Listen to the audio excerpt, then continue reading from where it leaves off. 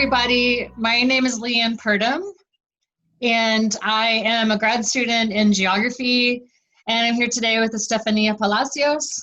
Hey, Estefania. Hi. And today we're going to be talking briefly about how we work together with Dr. Amy Ross in Latin American Caribbean Studies to teach 3 sections of Introduction to Latin America and Caribbean Studies this fall. We're gonna have a really informal conversation and talk together about how the 3 of us worked to create sections of the class that would offer students as many options as possible, and to really give students choices of what their semester was going to look like.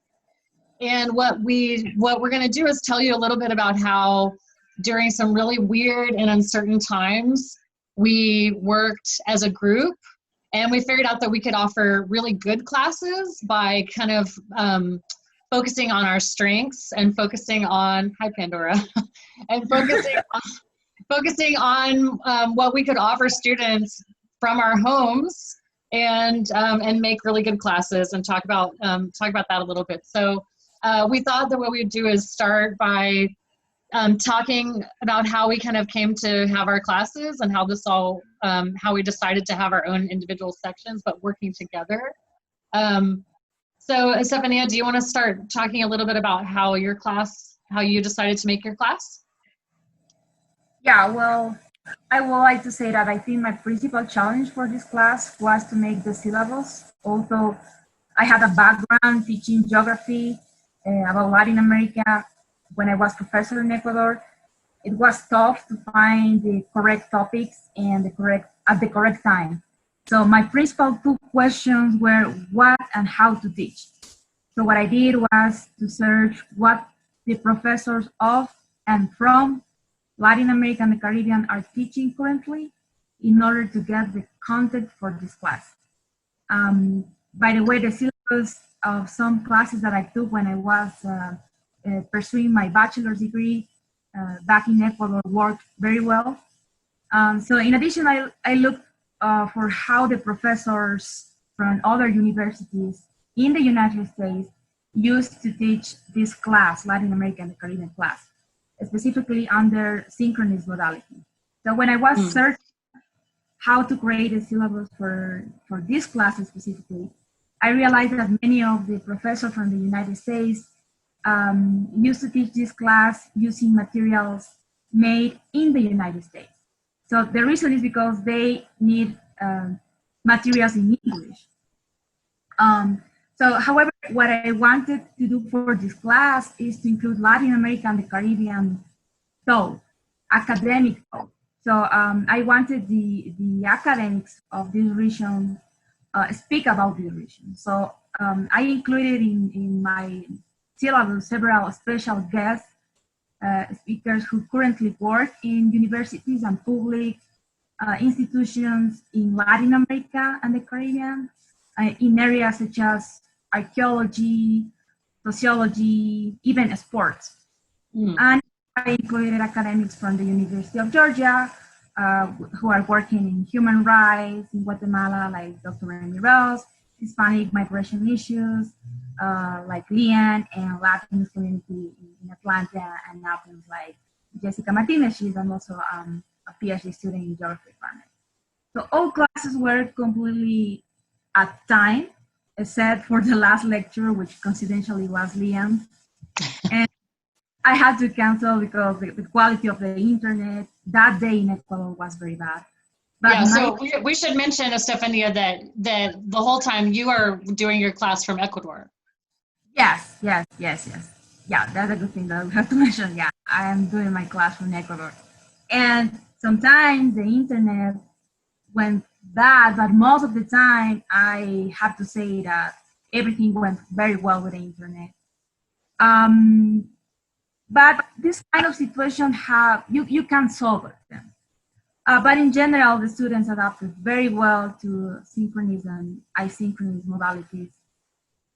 I have to say that also few students got some problems related with time, some of them not about the time. but in general, they did a really good job. So the way I kept them connected to the class all the time was using group participations, like discussion participations. So I asked them to participate in some discussion after each class and after each lecture's guest. So they have to answer some questions related with this class. But I think that the key, or what I learned for all this experience, is that you have to be clear with the instructions that you gave them, especially for the assignment. So I learned that I have to create like a kind of rubric for each assignment or each task that I assigned them, in order to be really clear what I expect from them and what they have to do for this assignment.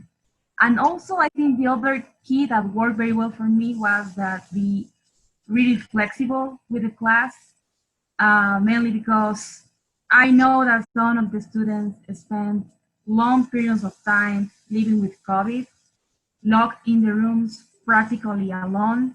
So I think compassion and comprehension was a strategy to get them motivated in this class. That's my experience. Yeah, that's awesome.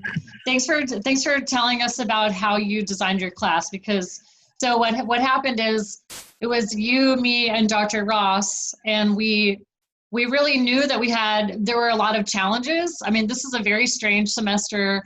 We should mention that the pandemic is not over, right? You know, it's teaching during the pandemic, right? It's still happening. We're right before Thanksgiving 2020 right now. But we realized, but really at Dr. Ross's urging, that we had an opportunity to make really good classes and make them very different and offer options. So I wanted to tell everyone, Estefania, you'll remember that Amy, you and I, we decided to talk, we made 3 different course options, and we told all the students and let them choose which one they wanted to be in. And I think that worked really well. So your students knew that your class was always online and that you were in Ecuador. And then Dr. Ross would meet with students in small groups, and she sometimes she was able to move to a much larger classroom and see as many as wanted to come on a certain day. And then the way I did my class was to have online modules on Tuesdays and have in-person classes on Thursday. And that was my version of a hybrid class. And the students knew that from the very beginning. So I agree with you, Estefania, the challenge was making my syllabus and deciding what I was going to include for the semester. But the pandemic challenge was, how was I going to organize to see all of my students? And I was lucky because I had a very small class, under 20 students. So I was lucky in that sense.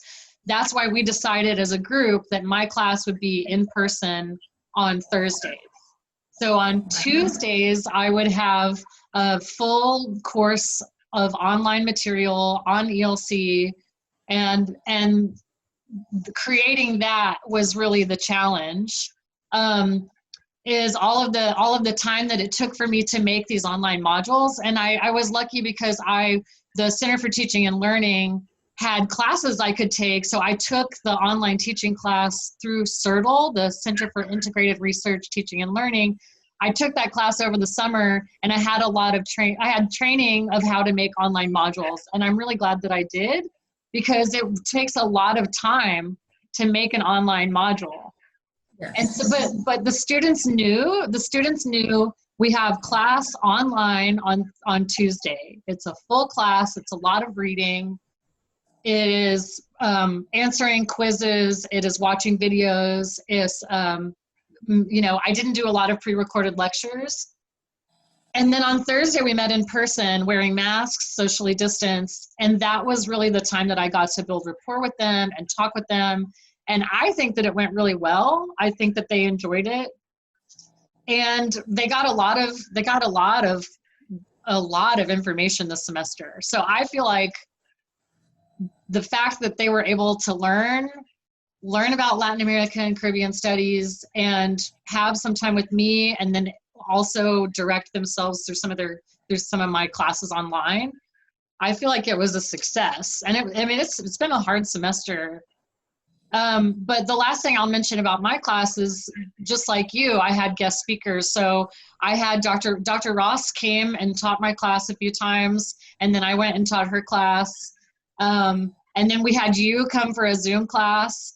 And that's what I liked about, I think we really took advantage of the fact that we could all work together and teach the most interesting part of our classes to the other classes. So I think the students got a lot of really good classes this semester, which is great considering there was a global pandemic. Yes, yes, I totally agree. And as you mentioned, I think the good part of all this pandemic context is that you are able to get connection with people from different parts of the world. And for example, some of my guests, he is from Ecuador, but he was studying his PhD degree in Germany. So he did a lecture from Germany, but he was talking about Ecuador. So the students got really happy with that experience. And yeah, I think that's a good part of all this bad situation. Yeah, I agree. If we look at some of the opportunities, one was that it kind of makes you consider that the whole world is available, because everything is on, you can talk to anyone on Zoom. You're not just thinking about who's on campus at UGA. You're thinking about anyone at any campus, or any public speaker, any activist, any person, any artist, anyone in the community, you could talk to them. Yes. Yeah. Okay.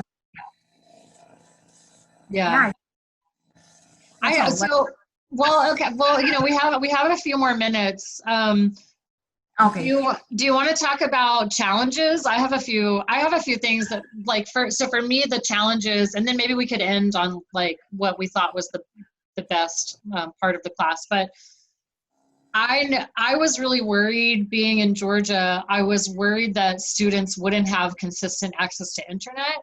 And that's why I chose not to do synchronous online classes, because I was really worried that students wouldn't have internet. So that was one challenge. I think that they did, but I was worried that they wouldn't have internet. So that was a big problem for me. And then the other kind of big issue for me was I think a lot of students were very stressed, because every class, they had a very hard time managing, I think, the expectations for each class in a way that was different than normal semesters.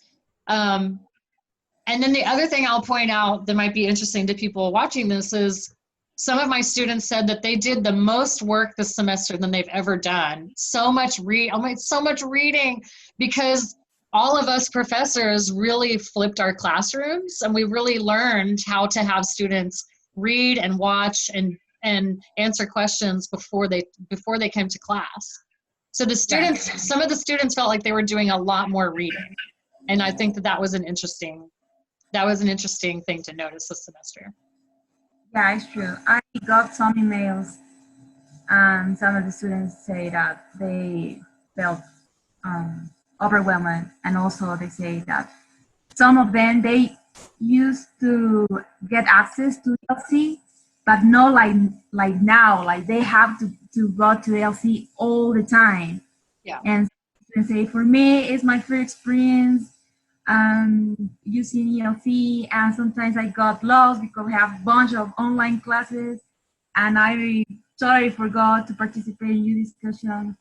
And as I mentioned, you have to be really flexible, because you really don't know what happened behind these students. Like, if probably he have or she have COVID, or one of their members' family also are sick. So comprehension, it's really, really important in this process.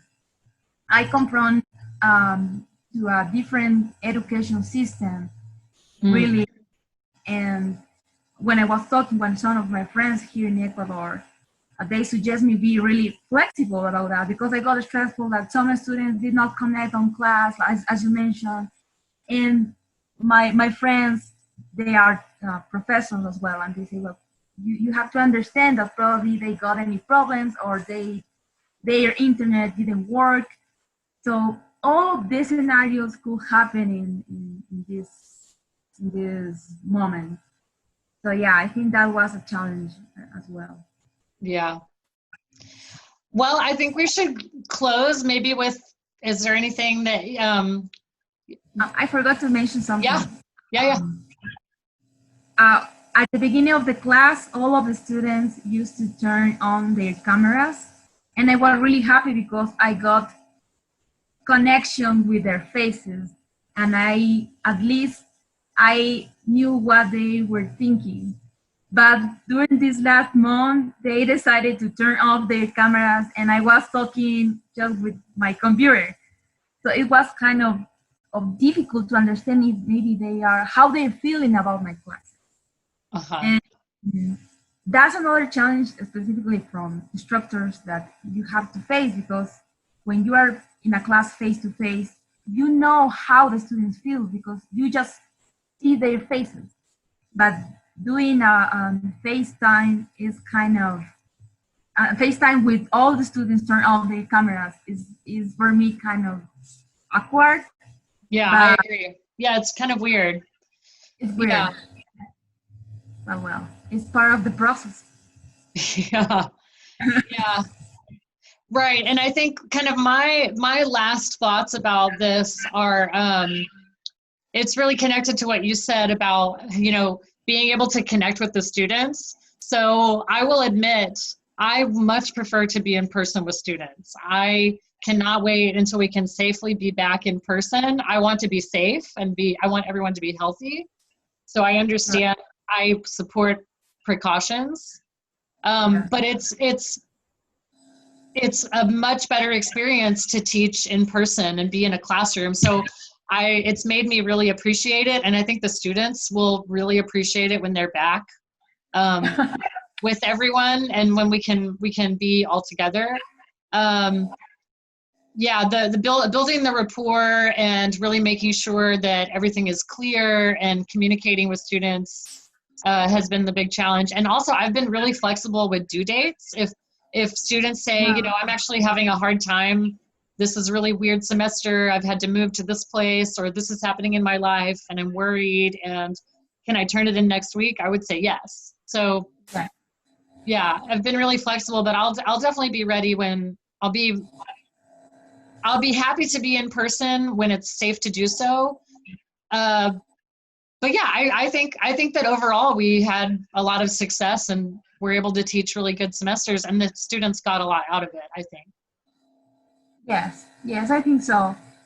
I believe that it was a challenge for everybody around.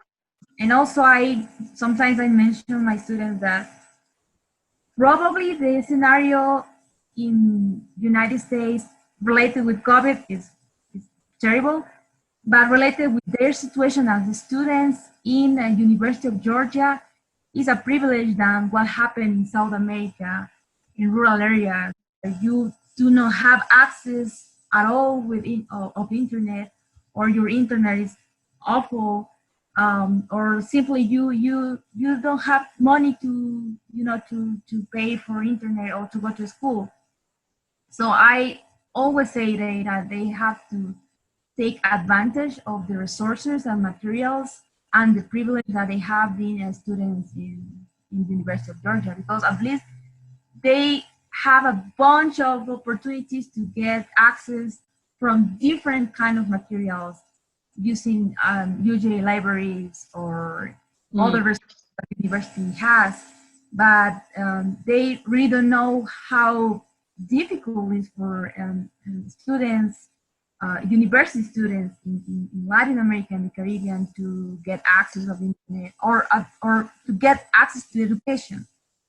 So that's the only thing that I keep in my mind and I tried to explain them that probably their situation could be worse.